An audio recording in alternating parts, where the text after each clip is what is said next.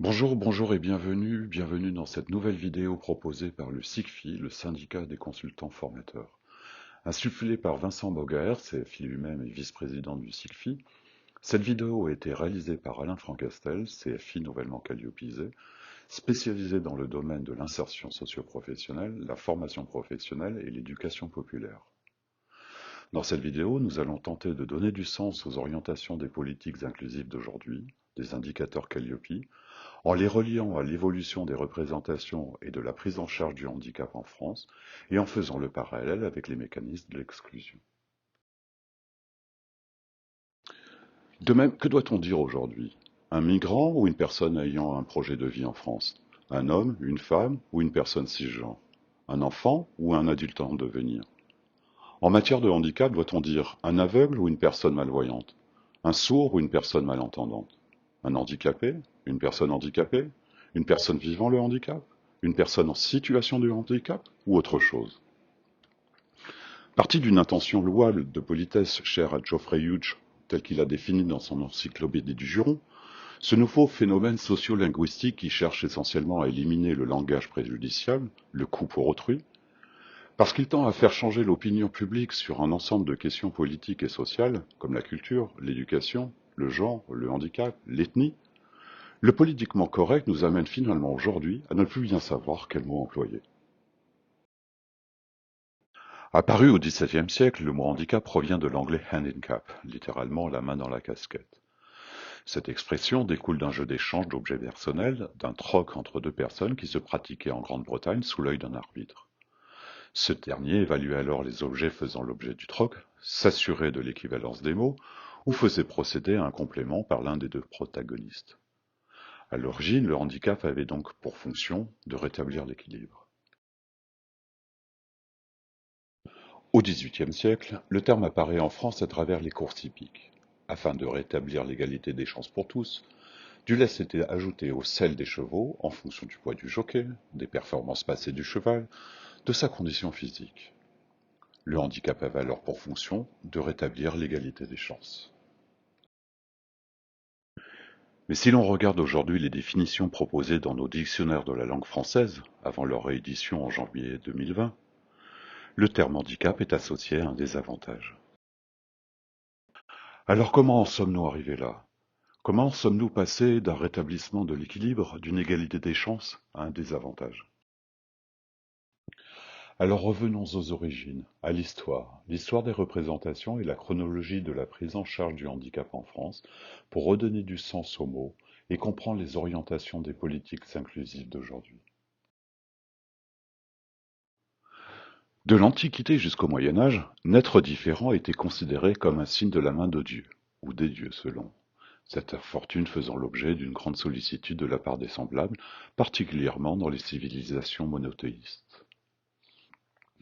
Dans le berceau de la démocratie, l'acquisition de la citoyenneté est indifféremment acquise du seul fait de n'être né, ni femme, ni étranger.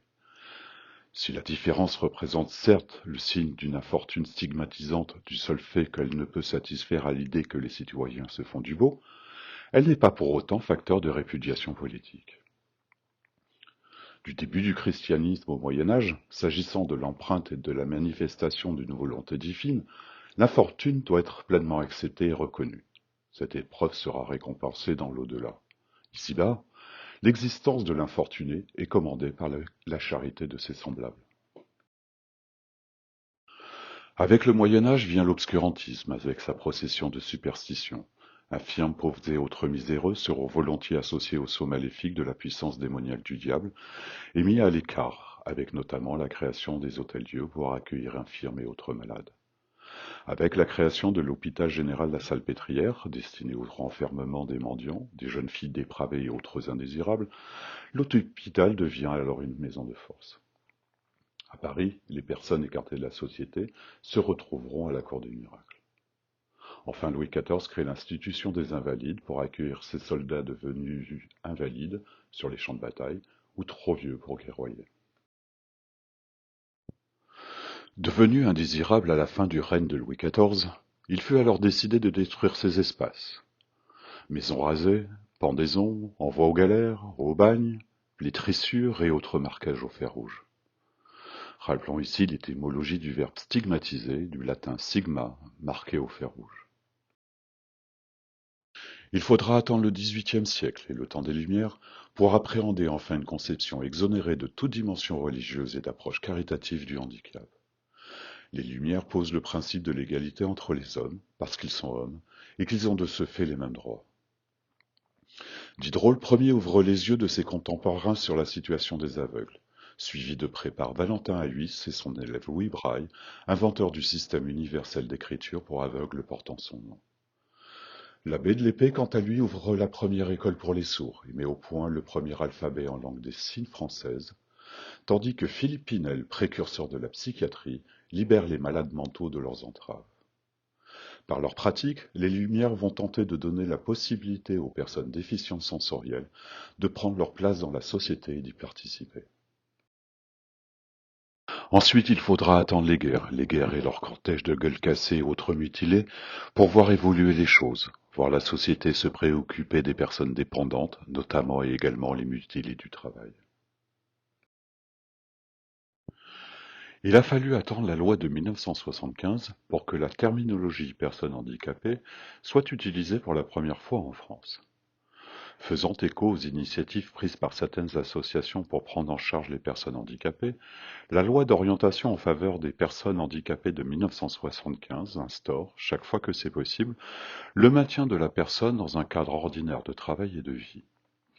Elle confie la reconnaissance du handicap à deux institutions départementales distinctes, les Cotorep pour les adultes, les CDES pour les jeunes. Alors que jusqu'à ce jour c'était la personne qui était considérée comme handicapée, le législateur a commencé à intégrer que c'étaient les situations qui pouvaient être handicapantes, notamment au travail. La loi en faveur des travailleurs handicapés de 1987 instaure la RQTH, la reconnaissance de la qualité de travailleur, handicapé, et impose aux entreprises de plus de 20 salariés l'obligation d'emploi de 6% d'entre elles. Prévue par la loi de 1987 en 1988, c'est la création de la GEFIP pour la gestion du Fonds pour l'insertion professionnelle des personnes reconnues de la qualité de travailleurs handicapés orientées en milieu ordinaire de travail. Face aux représentations qui perdurent, aux traitements différenciés que subissent certaines personnes, en 1990, les critères état de santé et handicap entrent dans la loi de lutte contre les discriminations. Si les plans dispositifs et mesures en faveur des personnes handicapées se multiplient, paradoxalement, leurs parcours en deviennent cloisonnés. Avec la loi du 2 janvier 2002 rénovant l'action sociale et médico-sociale, ce n'est plus à la personne de s'adapter, mais aux acteurs qui jalonnent les parcours d'en assurer le continuum, en créant des synergies partenariales et des réseaux autour de la personne. C'est peut-être à cet instant que les lois inclusives d'aujourd'hui prennent leur source. En effet, un acteur intermédiaire de l'emploi ne doit plus être un obstacle au continuum de parcours de la personne, soit en s'adaptant à l'accueil et l'accompagnement du plus grand nombre, mobilisant les dispositifs et mesures des réductions des écarts, soit en étant en capacité de réorienter la personne vers l'opérateur adapté à sa singularité. L'enjeu devenant sociétal, la loi 2005 réaffirme la loi 1987 et étend l'obligation d'emploi à la fonction publique. Elle crée dans chaque département les MDPH, où siègent les CDAPH, commissions départementales qui statuent sur les demandes, notamment de reconnaissance du handicap, d'orientation professionnelle et de compensation. Il aura fallu attendre 2018, à travers notamment la loi pour la liberté de choisir son avenir professionnel, pour que la terminologie personne en situation de handicap soit posée par le législateur. Pour les autres PAC, c'est peut-être et certainement le sens des indicateurs Calliope sur le sujet. En réponse aux mécanismes de l'exclusion, outil de cohésion sociale, les politiques d'inclusion tentent à inverser le processus de type spirale résultant de la désinsertion et de la disqualification sociale qui, une fois combinés, conduisent plus sûrement à la désaffiliation. Selon le sociologue Frédéric Blondel, l'exclusion s'inscrit dans le décalage entre la manière dont la personne se perçoit et la manière dont les autres la perçoivent. Ce processus, en 4 étapes, démarre par une première rupture, comme peuvent l'être certaines situations. Mise en situation handicapante, la personne devient alors vulnérable. Auto-nourrie, les ruptures s'enchaînent. C'est alors la personne, dans sa globalité, qui vit le handicap. L'image de soi étant atteinte, celle de la personne capable, une nouvelle identité sociale se crée, celle de la personne handicapée. Enfin résiliente, ne croyant plus que ce fût possible, la personne entre dans un groupe marginalisé et se crée une nouvelle appartenance sociale, celle des handicapés. En faisant le parallèle avec les mécanismes de l'exclusion, en résumé, les personnes vivant le handicap en France ont subi tour à tour la disqualification sociale au Moyen Âge, la ségrégation durant le Haut Moyen Âge, jusqu'à l'exclusion dans les temps modernes. Considérées enfin comme des personnes à part entière à partir du XVIIIe siècle, le chemin vers l'inclusion ne faisait alors que balbutier. De l'intégration des personnes déficientes sensorielles aux politiques d'insertion des personnes handicapées, puis reconnues de la qualité de travailleurs handicapés et enfin vivant le handicap, il se sera passé un peu plus de 2 siècles. Aujourd'hui, avec les lois inclusives, ce n'est plus la personne qui doit être considérée comme handicapée, mais tout son environnement comme inadapté à sa singularité. Conséquence sur les opaques à travers le sens de Calliope, nous avons donc tous un devoir de moyens de rendre accessibles nos formations au plus grand nombre et, le cas échéant, mobiliser les moyens de compensations individuelles avant d'envisager quelque réorientation que ce fût. Pour que demain, chaque personne ait la liberté de choisir son avenir professionnel. Merci à toutes et à tous pour votre attention. Cette vidéo est à voir et à revoir sur le site du SIGFI. Et je vous donne rendez-vous le jeudi 25 février 2021 de 17h30 à 19h30 pour le webinaire organisé par le SIGFI, le handicap, une vision sociétale des obligations, des opportunités. Vous trouverez le programme détaillé et les modalités d'inscription directement sur le site du SIGFI, rubrique agenda, ou directement en scannant le flashcode. Au plaisir de vous y retrouver donc.